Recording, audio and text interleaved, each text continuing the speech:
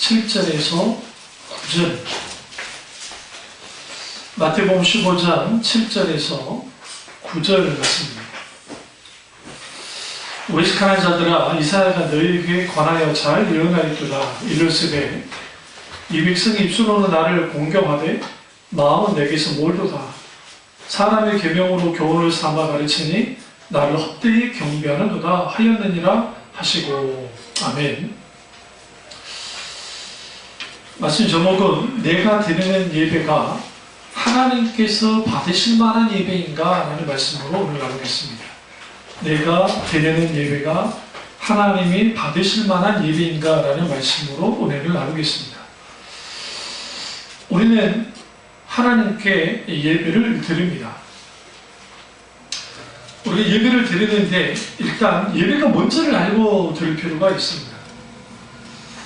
우리가 드리는 예배는 세상의 종교에서 말하는 종교 의식과는 완전히 다릅니다.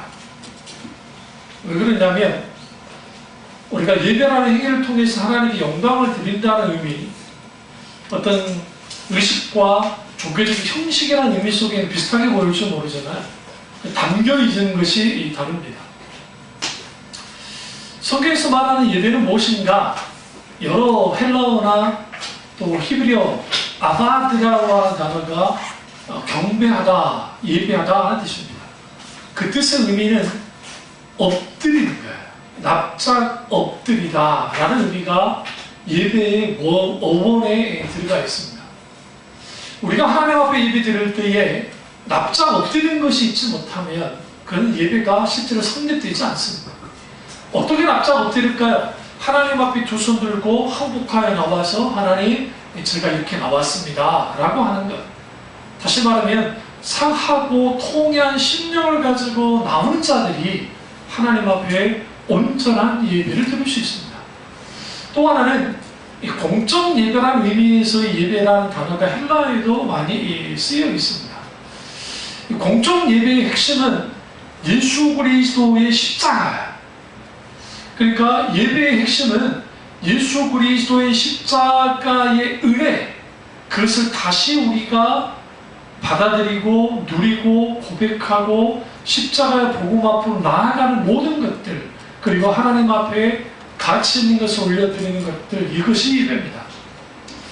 워십이라는 게 영어로 워십이 영어의 예배라는 뜻입니다. 경배라는 의미를 갖습니다. 영국의 고어예요. 고어.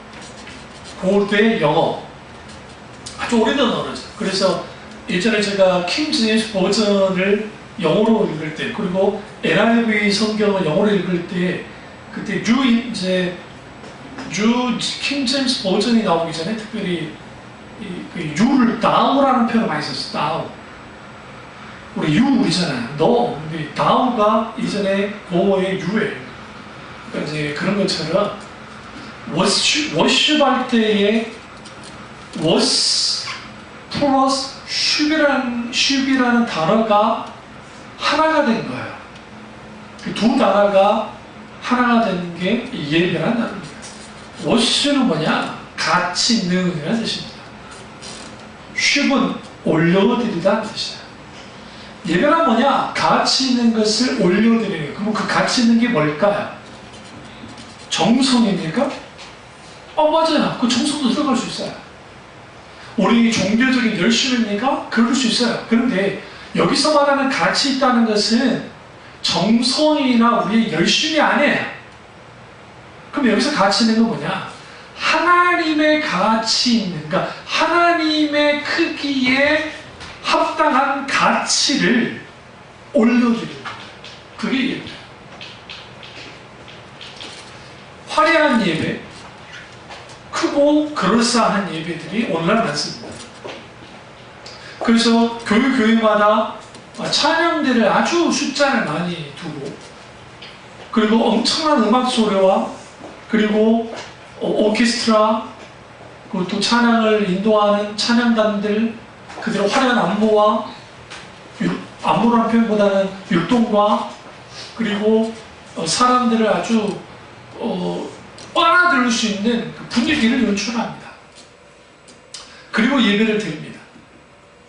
그리고 조명은 우리 교회는 조명을 꺼놓은 것은 프로젝트가 잘 안 보이기 때문에 그런 겁니다.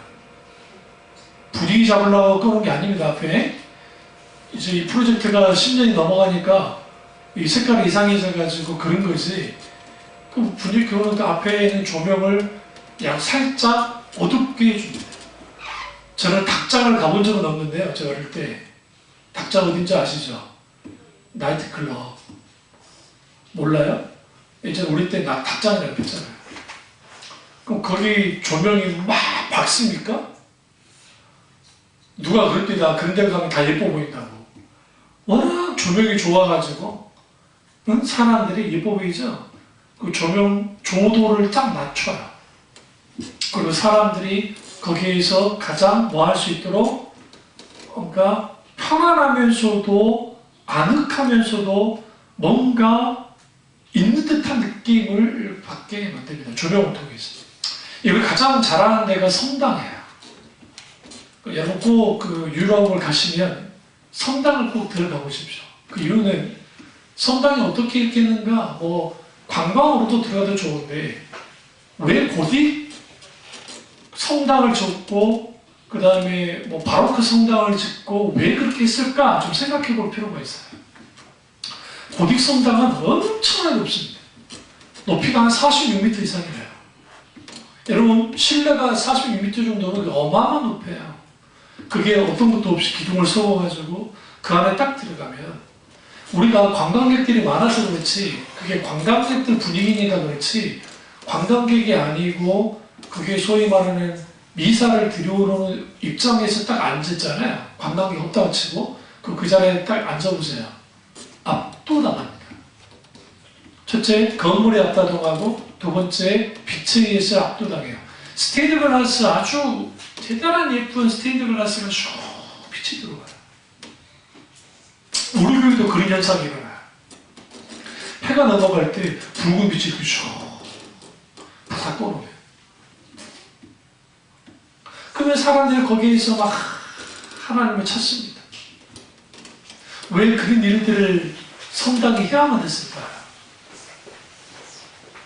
이유는 한 가지예요. 하나님의 영광의 임재를 잃어버렸기 때문에. 교회가 하나님의 영광의 임재를 잃어버리면 하나님의 임재를 경험할 수 있는 대용품이 필요한 거예요. 근데 인간은 아주 굉장히 머리가 좋아서 그걸 만들어내요. 어떻게? 장소와 분위기와 그리고 건물이든 어떤 이런 것을 통해서 만들어내서 그럴싸한 예배를 드리도록 만듭니다. 이게 오늘날 너무나 많은 사람들이 내가 하나님께 드리는 이 예배가 하나님이 받으실 만한 예배인가? 라고 하는 이것에 대한 질문을 하질 않아요. 그러니까 우리가 드리는 예배는 다 하나님이 무조건 받는다고 하는 그 대단한 뭘 갖고 있어요? 자기만의 확신을 갖고 예배를 드려요. 그러면 좀 찔릴 때는 언제냐면 예배 시간에 좀 늦을 때 좀 찔리고 예배 시간에 목사님 설교 듣다가 좀 졸린 게 찔리고 그 다음에 예배 시간에 찬양할 때 설교 드릴 때 좀 딴 생각하는 정도가 찔릴 뿐이지 사실 내가 하나님 앞에 나와서 하나님 그분과의 실질적인 만남이 예배 가운데 있어야 되고 그걸 하나님의 영광의 임재, 하나님의 이름에 합당한 이름을 내가 높여드리는 일들이 예배 가운데 일어나야 돼요. 그래서 우리가 이걸 두 가지로 보는데 하나는 공적인 예배 속에서 이런 일이 벌어져야 되고 또 하나는 삶의 예배 속에서 이 일이 벌어져야 돼요. 하나님께 영광을 드리는 일들이 이 두 개가 같이 가야 돼요. 그래서 어떤 사람들은 뭐 공적 예배가 필요 없는 것처럼 말하는 사람들이 있어요. 삶의 예배가 중요하다고. 그럼 웃기는 소리야. 공적인 예배를 제대로 드리지 못한 사람이 삶의 예배를 제대로 드릴 수 있을까요? 절대로 불가능합니다. 그런 의미에서 우리가 드리는 이 예배가 크고 화려해지고 아주 대단한 어떤 그 수많은 프로그램과 인간적인 요소들이 교회 안에 들어왔습니다. 저는 자라난 교회가 1000명이 넘는 교회에서 자라났고 저는 늘 그렇기 때문에 작은 교회에 익숙한 사람이 아닙니다. 사실은. 그러다가 사역하면 이제 고3 때 춘천으로 이사를 가면서 개척교회 작은 교회를 섬겼고 지하에 있는. 그리고 난 다음에 제가 이제 섬겼던 교회들 그렇게 큰 교회들은 아니었어요. 제가 한 3,000명 되는 교회에 부교육자를 갈 뻔했지만 거부를 하고 가진 않았습니다만은. 근데 그 상황 이제 그런데 이제 저 익숙한 게 어쨌든 숫자 많은 게 익숙한 사람이라고요. 그 이제 예배를 드리면 하나님 앞에 그 숫자가 주는 힘이 있습니다. 그리고 찬양대가 주는 힘이 있습니다. 그러다 보니까 자꾸 교회가 예배가 이렇게 커지는데 놀라운 것은 중세시대 때 카톨릭이 그랬어요. 그러니까 중세시대 카톨릭. 여러분 생각할 때 큰 성당이 언제 등장했다고 생각하세요? 여러분 생각해. 십자군 전쟁 때. 역설적이다. 그전엔 그렇게까지 큰 성당들이 있지 않았어요. 그렇게까지. 어느 정도 규모가 있긴 있었지만, 왜 그러느냐? 교황금 도착해서 타락한 종교 지도자들이 이전에 자신들의 권력과 종교적인 힘을 강화시키는 목적도 있고, 또 소위 말하는 이 신자들 어떻게 하면 성당이 묶어둘 수 있을까? 신을 보여줘야겠다라고 생각한 거예요. 그래서 그리들이 그래서 어마어마한 성당들이 등장을 했어요. 그리고 나온 게 뭐냐면 엄청난 성가대입니다. 우리 파리나무 십자가 미소년들 있잖아요. 변성기 전에 있던 그 친구들. 그런 친구들이 비슷한 아이들이 여자들은 절대로 성가대 못 썼으니까 성당마다 그렇게 한 겁니다. 그리고 등장한 게 그 전에 등장하긴 했지만 우리가 잘 아는 파이프 오르간이에요. 여러분이 파이프 오르간 소리를 안 들어봐서 그러는데 들어볼 수 있어요. 여러분 그냥 인터넷 쳐가지고 파이프 오르간 치면 그 음악들이 유튜브에 나올 거라고요. 근데 실제로 저는 세종문화회관에 직접 들었는데 세종문화회관에 있는 파이프 오르간이 그렇게까지 크지 않아요, 솔직히. 유럽에 있는 것에 비하면. 그러나 제가 그거 듣고 아주 깜짝 놀랐어요. 왜 깜짝 놀랐냐면 이 전체가 진동이에요. 정말 귀가 아프기 전에. 야, 이건 압도될 수밖에 없겠구나. 그럼 딱 생각하고 있어요. 미사 드릴 때 그런 음악이, 장음한 음악이 왕 하면서 막 띵띵띵 성자여 우리에게 임하여 주소서 뭐 한단 말이에요. 그 사람들이 거기에 보면 보여주는 예배잖아요. 그러니까 뭐 같아요? 손 하나하나까지. 신님 사제들은 잘 못해. 그러나 이제 오랫동안 하신 분들은 이제 노하우가 있어요. 그 하나하나의 의미를 두면서 막 그런 거예요. 사람들이 그걸 보면서 열광을 하는 거예요. 그것만으로는 안 되겠어요. 사람은 금방 식상하니까. 그래서 만들어낸 게 마리아 상이라는 그걸 꾸고 들어와서 막 하면은 거기서 사람들이 막 난리가 나는 거예요. 그럼 오늘날 한국교회의 예배는 어떻게 되어야 되는가? 오늘날 한국교회의 하나님의 임재가 상실되는 가장 근본적 원인은 뭘까? 그 이유는 딱 한 가지예요. 하나님이 배제되는 거예요. 역설적이에요. 그러니까 하나님께 예배를 드린다고 하는데 뭐예요? 하나님이 배제돼 버리는. 이제 다음 주에 이제 회복대를 잡고 불편한 예배에 대한 설교를 제가 하겠는데요. 그런데 하나님이 어떻게 배제되냐면 제가 어렸을 때의 주일 예배의 평균 예배 시간이 1시간 반이었어요. 그러니까 제가 어렸을 때의 예배 시간이. 그리고 찬양, 그러니까 11시 정각에 예배가 시작되는데 주로 30분 전에 찬양이 들어가요. 그래서 찬양을 이제 우리 교회는 이쪽 작업이 많았기 때문에 성악을 전공하신 집사님이 직접 이제 찬양 지휘자 하시니까 나와서 찬양 인도를 하시는 경우가 많았어요. 그럼 찬양 인도를 하시면 거기 쭉 와주면서 성도들이 한 주섬 그 시간에 와서 같이 찬양을 계속해요. 그러니까 잡담할 수 있는 그런 상황이 안 되니까 잡담할 거면 밖에서 하는 거예요. 밖에서 자기 인사 나누고 들어와서 분위기는 찬양하는 분위기이기 때문에 거기 뭐 왁자지껄 할 수는 없고, 그리고 쭉 있으면 이미 목사님은 뒤쪽인 문을 통해서 이제 예배 한 15분 전에 10분 전에 들어오셔서 거기서 강단에서 이제 기도하고 계시고, 이미 장로님 미리 와서 기도하고 계셨다가 목사님 오시면 이제 해드리고, 그러면서 찬양이 쭉 돼요. 그러면 11시쯤 되면, 그 시대에도 뭐 늦는 사람도 있었지만, 그도 제적 예배 참여 성도들의 90%는 와요. 그 시간에. 11시면 거의 차요. 나머지가 이제 뒤에 오는 거죠. 그런 상황에서 이제 여러 예배가 이제 진행되었습니다. 근데 장로님들 기도도 하고 막 여러 프로그램을 가지고 나가죠. 그리고 기본 목사님들의 설교 시간이 거의 한 50분 정도 됐어요. 평균. 그것도 순복음교회가 그 정도였어요. 장로교는 더 길었다, 사실. 그러나 그 설교 시간이 어느 시점인가 줄어들기 시작했어요.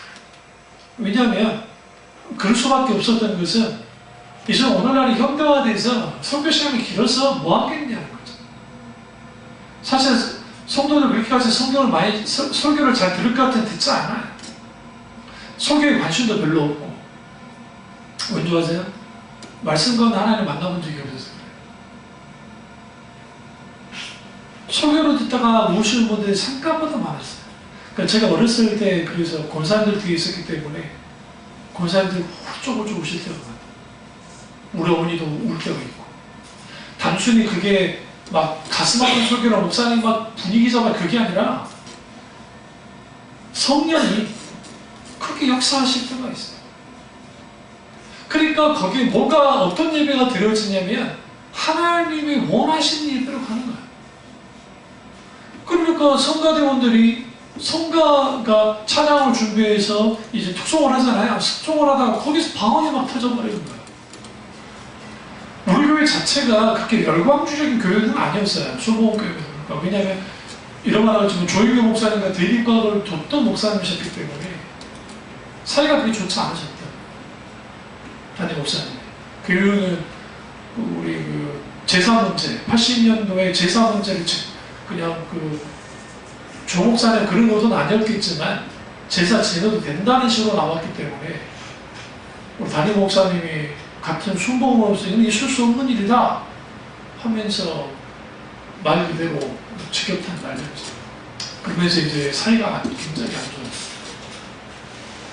근데 그런 교육이 있었기 때문에 물론 이제 조 목사님이 여전히 막 좋아하는 분들도 교인들 중에 많았어요.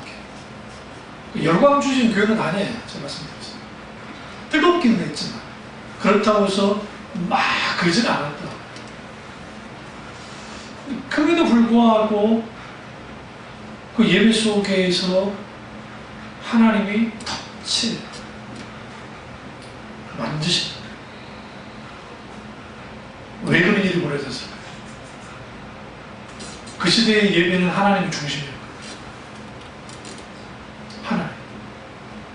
하나님 그분이 중심이셨거든요. 그리고 그 시대의 특징이 아픔이 많았잖아요. 나라 자체가 사람들이 광주 어쨌든 정말 우리 너무 많은 분들이 돌아가셨고 그리고 그 아픔들이 있어요. 아픔들이. 그 아픔이 고스란히 예배 가운데 녹아지기도 했고 그런데 문제는 뭐냐면 설교 속에서 수많은 복 받아야 된다고 하는 그런 설교들이 한국교회에 이미 60년도, 70년도에 등장을 했고 80년도 꽃을 피우기 시작했습니다. 그게 소위 말하는 대형교회 등장과 함께. 우리 담임 목사님들 그것에 대해서는 좀 자유롭지는 못했어요. 좀 덜 하시긴 했지만. 그래서 그 부분에 있어서 메시지들이 이제는 소위 말하는 진리의 말씀을 있는 것으로 선포해서 나가는 것이 아니고 사람들이 필요로 하는 설교들이 나오기 시작했어요. 그럼에도 불구하고 여전히 그래도 회개에 대해서 또 하나님 지옥에 대해 그런 설교들은 불명하게 있었고 그랬어요.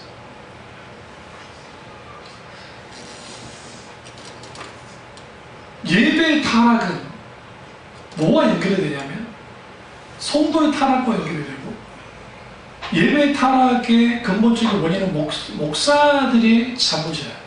성도의 잘못이 아니니까. 그런데 예배가 왜곡이 되면, 그러니까 하나님께 드리는 예배가 왜곡이 되면 자기들이 원하는 하나님을 통해서 뭔가 하고자 해요.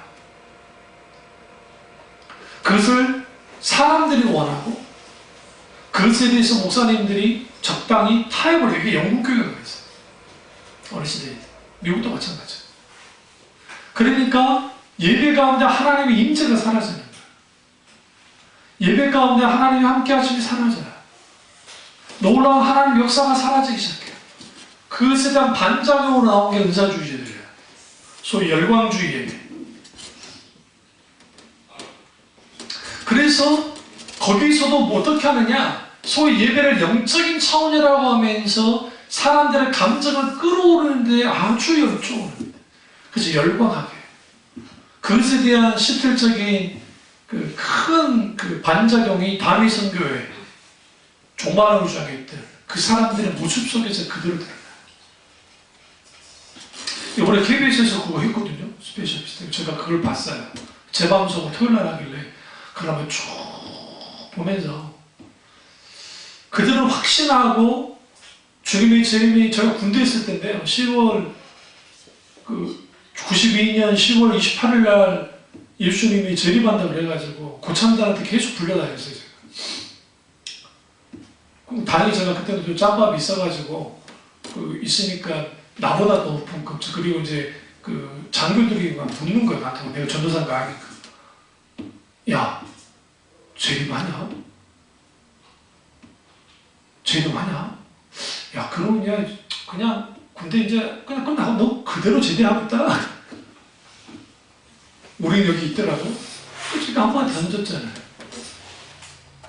오실만 했다고도 안 오실 거야. 걱정하지 마세요. 왜?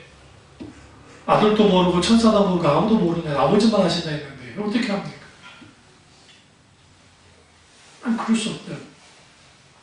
제가 누구보다도 신비 체험이 많은 사람이지만 하나님께 감사한 것은 하나님의 말씀으로 충분히 단련시켰기 때문에 제가 은사주의로 안 간 거예요. 만약에 말씀이 없었으면 저는 제가 아주 은사주의적인 목사로 어떻게 막 됐을지도 몰라요. 강력한 은사. 뭐냐면 은사가 너무 강하게 나타났어요. 내가 생각해도, 지금 생각해도 살짝 기도해주면 뜨거워서 막 못 견뎌요. 기도를 해줘요. 이게 무슨 현상이에요? 그러니까 하나님 가운데, 하나님과의 관계 속에서 이런 놀라운 하나님의 기름 부음이 있었지만, 그럼에도 불구하고 그것이 중요한 건 아니에요. 문제는 신천지가 예배를 드릴 때 무릎을 딱 꿇고 1시간 동안 성경을 읽는다며요. 다 무릎을 꿇고 1시간 동안 무릎 꿇어본 적 있어요? 절모도 안 돼. 진짜 절모도 안 돼요. 제가 기도를 예전에 무릎 꿇고 기도를 많이 했거든요. 어릴 때부터. 다 옛날 그 옛날 그랬으니까. 근데 여러분 쉽지 않아요. 제가 그때 10대, 20대 초반 막 그랬으니까, 20대 초중반에 있으니까 그렇게 기도해도 문제가 없었는데, 근데 왜 그렇게 한 줄 아세요? 그 사람들이? 그게 예배라는 거죠. 기존 교회와 다르다는 걸 보여주는 거예요. 우리의 예배는 차원이 달라. 또 하나는 그들의 종교심을 끌어들고 그 자체가 의가 돼요. 우리는 이런 예배를 드리는 존재야? 우리가 예배를 드릴 때 내가 드리는 예배가 하나님이 받으실 만한 예배인가 아닌가를 어떻게 할 수 있는지 아세요? 이걸 점검하는 것 첫 번째, 나만 좋은가? 점검해보세요. 예배 드리는데 나만 좋아. 근데 하나님도 좋으실까라는 생각도 안 해.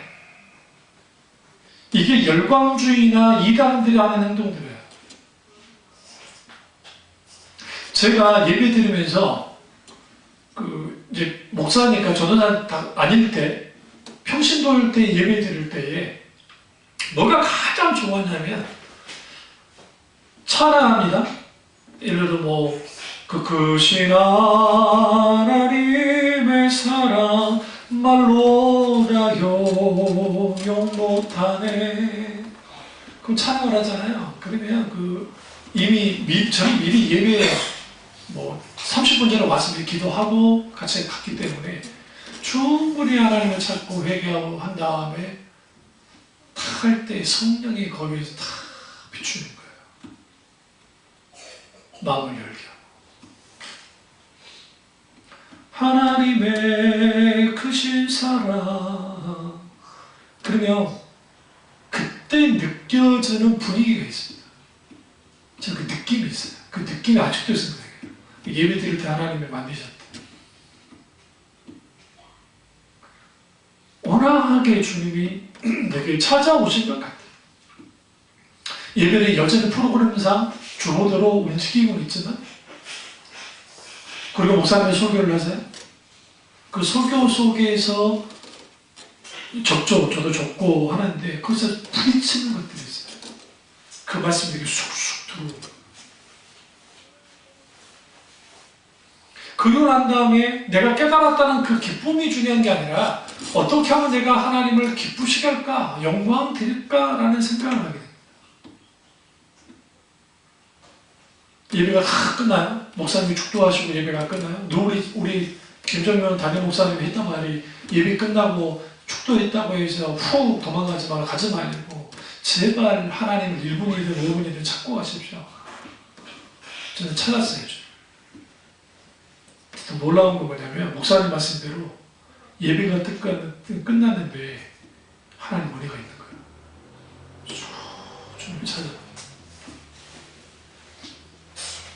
그리고 하나님의 말씀, 선포됐던 말씀이 생생하게 기억되게 말의 귀처럼 울리는 거죠. 한 주간을 말씀이 지배하는 거예요.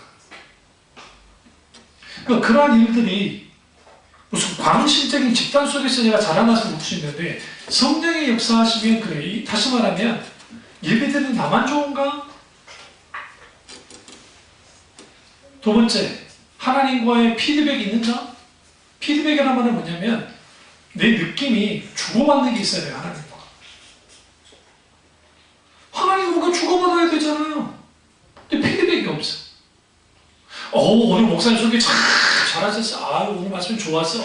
그 정도까지는 그럴 수 있는데 그냥 좋았어로 끝나봤는데 그 말씀이 내게 어떤 영향을 줬는지에 대해서 우리 분명하게 인식해야 되고, 하나님께 대하여 뭐 해야 돼요? 하나님 이 말씀을 들었는데, 제가 늘 이런 말하죠. 선포된 말씀이 나의 말씀이자 우리 말씀 되게 달라는 기도를 내가 늘 하잖아요. 여러분, 그게 목사님이 습관으로 한다고 생각하면 코너잖아요. 왜 이 기도가 언제 생긴 거냐? 제가 중학교 2학년 때 중천 청학을 한 다음에 이후에 하나님 말씀이 늘 나의 말씀이자 우리 말씀 되기를 원한다 라는 기도를 하기 시작했어요. 실제로 받아들입니다.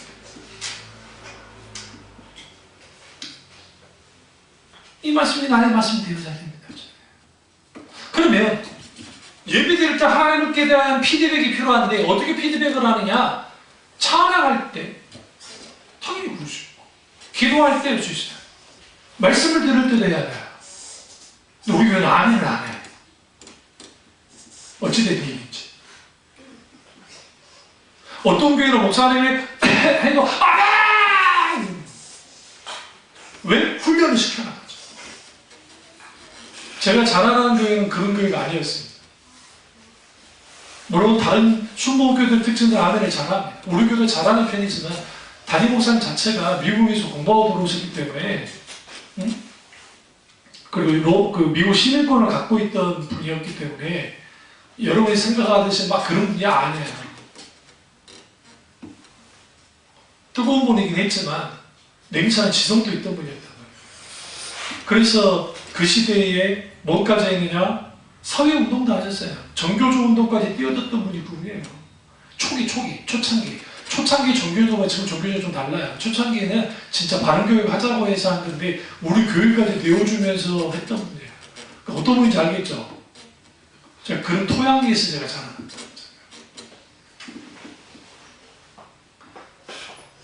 그러면 그런 속에서 우리가 예배를 드릴 때 하나님께 대한 나의 반응, 그리고 첫 번째, 내가 하나님께 반응하기도 하지만 또 하나님이 내게 대하여 반응하는 것을 경험해야 돼요. 어떤 느낌을 막 찾아가는 게 아니라 성령께서, 하나님께서 두세 사람이 모으는 것에 아버지가 함께 하신다잖아요. 하나님 함께 하신다 했잖아요. 예수님 말씀처럼. 그럼 함께 오신 하나님이 가만히 예배 듣고만 있을까요? 나의 사랑하는 자요, 나의 어여쁜 자야, 일어나 뭐야? 하잖아요. 그러면 그 아가서 있는 찬양을 이제 제50에서 한 건데 주님이 가만히 계셔서 아래 하나님이 예배드린 자를 너무 사랑해. 견디지 못할 정도로. 정말로. 환경이 우리 수가 그렇게 많지 않은 곳에 예배드리니까 여러분은 하나님을 아주 작은 분으로 여기는 거예요. 이게 함정이에요. 우리 교회가 엄청나게 커. 거기서 드리면 내가 하나님을 큰 하나님께 예배드린다고 착각들을 해. 왜? 크니까. 큰 교회 부목사님들이 개척을 해가지고 가장 힘든 게 뭔지 아세요? 예배할 맛이 없어요.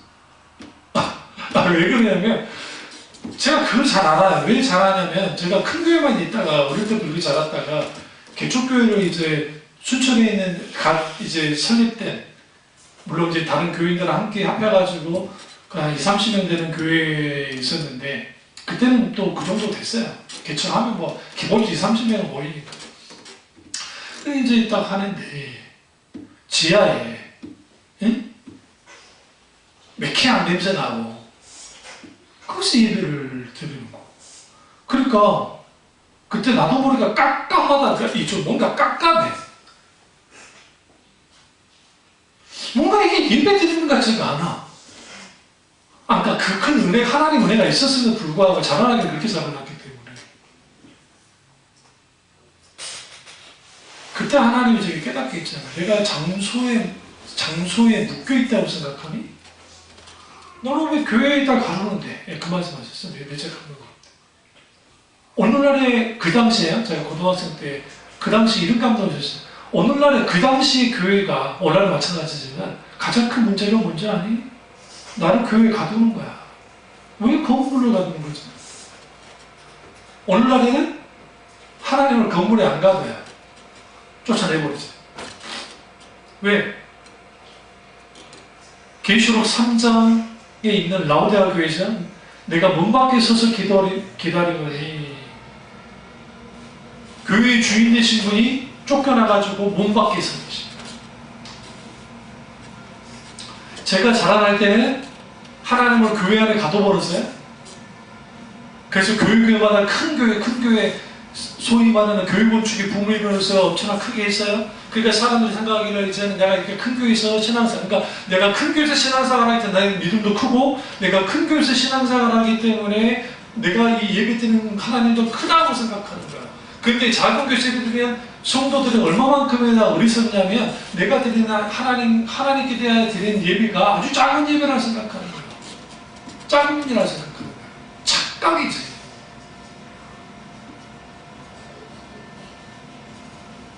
그럼 왜 그런 착각이 생기느냐?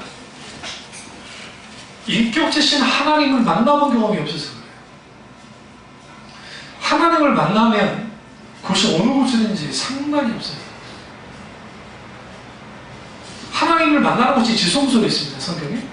지성소가 몇 평 될 것 같으세요? 5평도 안 돼요. 그러니까 지성소에서 하나님의 임재를 경험했다고요. 거기 법궤도 있고 5평도 안 되는 곳이에요.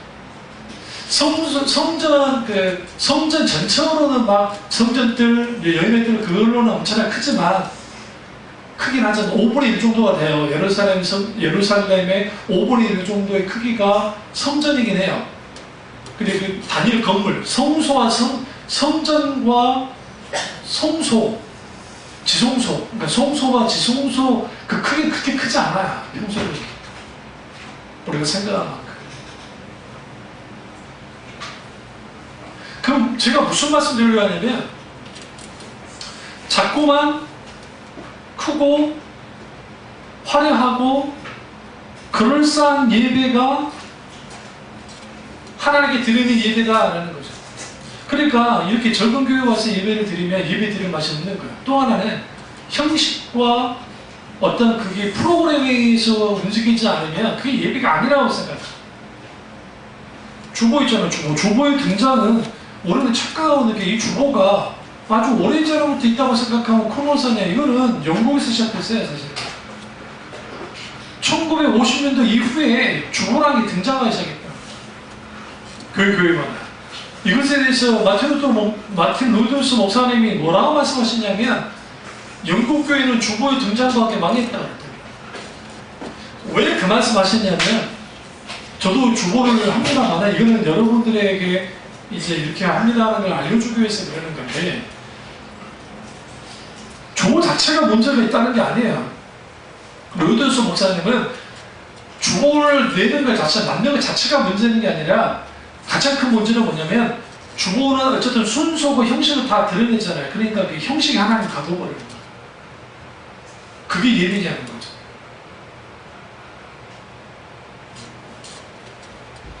그러니까 의식과 형식을 따라가는 거예요. 그러면 의식과 형식을 파괴시켜야 되냐고. 파괴시키자고 주장하는 사람도 잘못된 거예요. 그렇지 않아요. 하나님을 충분히 담을 수 있으면 계속 상관없어요. 웃음이 나시죠? 그러니까 우리 교회가 찬송가를 불러야겠죠. 막 부르는 건 잘못된 생각이 아니라, 저는 그런 감동이 있을 때는 부르잖아요. 부르지만 없으면 안 불러요. 그냥 경배와 찬양으로 해요. 이상하게 일지 모르지만. 왜 그러느냐? 내가 지금 찬양하는 것은 내가 기쁘기 위해서, 내가 즐겁기 위해서가 아니라 하나님이 영광 받으셔야 되니까. 오늘 그 마지막 찬양, 민호기 목사님이 참여예수, 노래부 목사님이 이제 그 작곡을 했고, 그 다음에 이제 이 작사를 한 두 분 더 해가지고 한 건데요. 이 찬양이 이 세상을 살아가는 동안에 나의 힘을 의지할 수 없으니 기도와 낙심하지 말 것은 주께서 참 소망이 되십니다. 주의 길을 걸어가는 동안에 세상 것 의지할 것 없으니 감사하고 낙심하지 말 것은 주께서 참기 후회되십니다. 하나님의 꿈이 나의 비전이 되고, 예수님의 성품이 나의 인격이 되고, 성령님의 권능이 나의 능력이 되기를 원하고 바라고 기도합니다. 이게 기본적인 신앙의 스탠다드 아닙니까? 제가 이 설교를 제가 목회하면서 계속 해오는 거 아닙니까? 사실은 하나님의 비전이 나의 비전이 되는 거고, 그런 설교 많이 했어요. 제가 예수님의 소품이 나의 인격이 되는 거, 그건 당연한 겁니다. 근데 이 모든 것들이 어디서 적용되느냐? 예배해요. 왜냐하면 예배는 신앙의 종합 선물 세트와 같은 거예요. 다시 말하면 뮤지컬이라는 장르가 있잖아요. 그러니까 왜 뮤지컬이라는 장르가 티켓값도 비싸지만 연극을 하시는 분들을 본다면 왜 그러면 뮤지컬하는 분들이 그렇게 화려하고 그렇게 보여지냐면 그 이유가 있어요. 일단 연기도 들어가죠. 춤도 들어가죠. 음악도 들어가요. 그래서 마치 예배는 뮤지컬 같은 거예요. 기도 예배 속에 들어와 있죠. 찬양 예배 속에 들어와 있죠. 말씀 예배 속에 들어와 있죠. 봉사라고 하는 헌금도 예배 속에 들어와 있어요. 이 모든 것들을 갖고 있어요. 그러면 그 예배 속에서 하나님께 예배를 드리는데, 오늘날의 예배라는 것이 내가 즐겁고 기쁘고 내가 뭔가 괜찮으면 좋은 예배인 거예요. 그래서 두 가지를 쓰는데, 하나는 아주 감성적으로 사람들에게 감동을 주는 예배로 가고, 또 하나는 사람들에게 극한 즐거움을 가져다 주는 예배로 가요. 이걸 뭐라고 표현하냐면 축제의 예배라는 표현을 써요. 축제. 예배 자체가 축제로 가면 안 돼요. 그러니까 하나님을 위한 축제는 상관없는데 일종의. 그러다 보니까 젊은 청년들은, 저도 그렇지만 제가 여기 앞에서 기타를 치지만 요즘 늙어가고 빠른 걸 못 쳐요. 숨이 딸려. 근데 스트로크가 잘 안 돼요. 이게 아파. 내가 표현은 안 하지만 이게 아파요. 그래서 안 돼. 그럼 젊은 친구들은 주로 빠른 거 좋아하잖아요.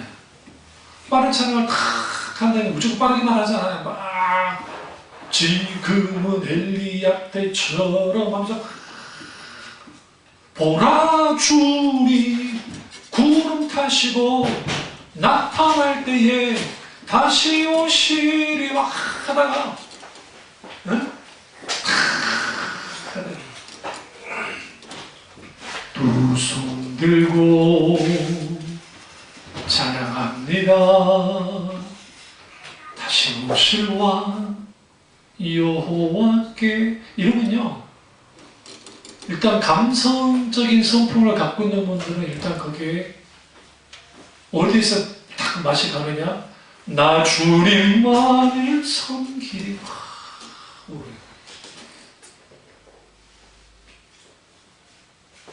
그 앞에 찬양 인도하는 친구들 어떤 사람들은 서로 좋냐? 감성적이다. 뜻만 버리고. 이건 틀렸다는 거 아닙니다. 그럴 수 있습니다. 제가 대학원에 있을 때에 어떤 교수님 한 분이 찬양할 때 눈 감는 거 잘못된 거라고 막 그러는 거예요. 눈을 감고 이러지 말라는 거예요, 제발. 잘못된 거야. 그러니까 이제 저기 신학생들이 대놓고 그러죠. 목사님 뭐가 그 아니야, 잘못된 거야. 그런 식으로 그딴 식으로 하나님께 자랑하는 게 어딘데. 뭘 우려하셨냐면, 그분이 좀 극단적이긴 했지만 지나친 감정주의였던 거예요. 그러니까 진짜 성령이 역사하셔가지고 또 진짜 우리가 찬양하다가 감동이 있으면 그 표현하십시오. 하지 말라는 거 아니에요. 제 뉘앙스는, 제 말은 하지 말라는 게 아니라, 그럼에도 불구하고 찬양 받으신 하나님을 내 머릿속에 계속 기억해야 돼요. 기도할 때도 그렇고 찬양할 때도 그렇고 말씀을 들을 때도 하나님을 계속 생각해야 돼요. 설교하는 목사도 하나님을 생각하면서 설교를 해야 돼요. 예배들은 우리도 주님을 생각하면서 예배드려야 돼요. 그러니까 예배가 나만 좋은 건가? 아니면 예배 가운데 내가 하나님과 피드백이 있는가? 그 다음에 세 번째는 예배 가운데 하나님도 좋고 나도 좋은 것이 분명하게 있냐는 거예요. 그런데 이거 아셔야 돼요. 예배는 내가 좋은 게 없어요. 일단 내가 좋을 게 없다고. 그 이유는 뭐냐면 예배는 예수 그리스도의 십자가의 죽음으로 시작했어요. 그러니까 우리는 예배를 드릴 수 있는 자격이 없어요. 우리가 사실은 능력도 없어요. 그런데 예수님이 십자가 못 박혀 단번에 제사를 드리신 분이 되어져서 우리가 하나님 앞에 예배자로 설 수 있게 만들었어요. 그래서 우리가 막 즐겁고 기쁨은 언제 생기는 거냐? 하나님이 영광 받으시고 난 다음에 은혜를 주실 때예요. 그래서 성경에 예배 드리려면 성령으로 예배하라는 말이, 우리 무슨 기도냐면 하나님, 내가 하나님의 은혜와 성령 가운데 예배 드리시길 원합니다. 일반 목사님관에서 오늘 설교를 제가 이미 준비해 놓은 걸로 그냥 갔을 거예요. 그런데 지금 어제부터 계속 하나님을 감동하시는 게, 오전 설교가 이 설교 되기 원하고 지금 제가 원고 설교 안 해요. 지금 원고 없는 설교를 한다고. 지금 이 원고는 지금 있어요. 회복하고 작고 불편한 예배는 원고를 분명히 갖고 있는데, 그럼 왜 이렇게 설교를 하느냐? 하나님이 원하시는 게 뭐냐? 정말 하나님 내 예배를 받으실까라고 생각하는. 그래서 예배는 성공과 실패가 있다는 것을 분명하게 알아요. 드려지는 예배와 드려지지 않는 예배. 이건 이미 구약의 시간에 똑같아요. 아벨의 예배는 받으셨지만 가인의 예배는 받지 않으셨다. 다윗의 예배는 받으셨지만 사울의 예배는 받지 않으셨어요. 그럼 우리 이렇게 생각하면 우리는 가인 아니잖아요. 우리는 사울이 아니잖아요. 이제 100번 양보할게요. 그러면 예레미야 시대의 이스라엘 백성들과 이스라엘 시대의 이스라엘 백성들 어떻게 해요? 그들은 의식과 형식에 대단했던 사람들입니다. 호사 시대 이스라엘 백성은 말할 것도 없습니다. 그러니까 예수님이 이사야의 말씀을 이 말하잖아요. 이 백성이 입술로 나를 공경하되 마음은 내게서 멀도다. 사람에게 명으로 교훈을 삼아 가르치는 나를 헛되이 경배하는 거다. 여기서 두 가지가 있는데, 하나는 입술로 나를 공경하지만 마음으로 내게서 뭐다? 멀었다. 하나님이 내 예배를 받으시는 예배인가 아닌가를 어떻게 알 수 있냐면, 내가 하나님께로부터 마음이 멀어져 있는데 교회에 나와서 예배 드린다고 해서 하나님 받으시느냐? 그렇지 않아요. 내가 정성 들이고 내가 열심을 다하고 봉사하고 해서 내가 예배 드렸다고 해서 예배 드려지는 게 아니라고요. 그래서 우리가 예배 드릴 때 가장 중요한 것은 내 마음이 하나님과 가까워져야 돼요. 그러면 하나님을 찾는 사람이 돼야 돼요. 예배 가운데 하나님을 찾는 예배자, 우리가 하나님을 찾는 자가 되야 됩니다. 첫째 조건이, 예? 한국교회 예배가 얼마나 타락했냐면요, 우리 교회는 다 앞자리잖아요. 워낙 교회가 커가지고. 그러나 교수가 좀 있는 교회를 가보세요. 뒷자리가 과가 아닙니다. 그리고 2층은 더 말할 것도 없습니다. 그리고 잠옷실은 새우깡 파티요. 애들이 그럴 수도 있는데, 그래서 김나준 목사님이 연예교회에서 그 잠옷실에 계신 분들을 위한 기도를 많이 하세요. 하나님, 잠옷실에 있는 우리 지체들도 예배를 잘 들을 수 있도록 주님 함께 해주시오. 그래놓고 그 교회 교사가 있으니까 그 전문가들 있잖아요. 그 전문가들 해가지고 아이들을 따로 이제 떨어지게 해요. 엄마로부터. 근데 안 떨어지는 애들도 있잖아요. 그럼 강조를 할 수는 없으니까 그 아이들은 있도록 하고 재미있는 놀이를 막 해요. 아이들이. 그래서 이들은 놀고 있고 이제 엄마도 엄마는 예배 드릴 수 있도록. 그러면 그 예배 딱 드릴 때 그 예배 속에서 우리는 여러 가지를 이제 생각해야 되는데, 내가 지금 드리고 있는 예배 속에서 하나님과 만나는 만남의 횟수가 어느 정도인지, 하나님의 음성이 어떻게 들려지는지, 그리고 내가 예배에 대한 기대감, 그러니까 하나님에 대한 기대감과 예배에 대한 열정이 어느 정도인지를 계속적으로 점검해요. 예배의 타락은 신앙의 타락과 결부되고, 예배의 타락은 성도와 교회의 타락과 연결이 돼요. 그래서 종교개혁자들이, 종교개혁이, 우리는 착각하고 있는 게, 종교개혁은 사실 예배개혁이 있어요. 예배개혁이 있다고요. 그러니까 루터 목사님이나 처번클레나 후에 까미션도 마찬가지고, 그리고 더 중요한 그 전에 100년 전에 있었던 그 양 후스 같은 경우에도, 응? 설교를 교황이 각 교회마다 이렇게 설교하라고 설교문이 와요. 오늘날도 그래요. 똑같아요. 그래서 전 세계에 있는 그 성당들은 똑같은 설교를 해요. 그 교황이 주는데요.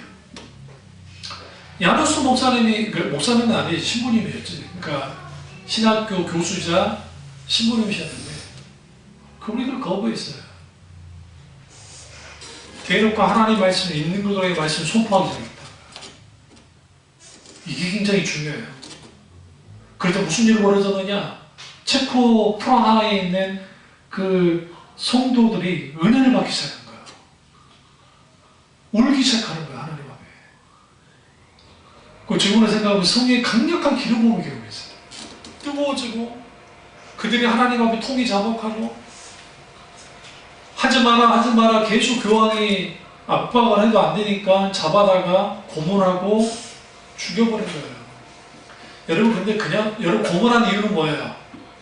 그 사람 너 아닌 거라 해. 그런 첫 번째 목적은 그거죠. 두 번째는 모든 고통을 주를 통해서 번복해야 되는 거죠.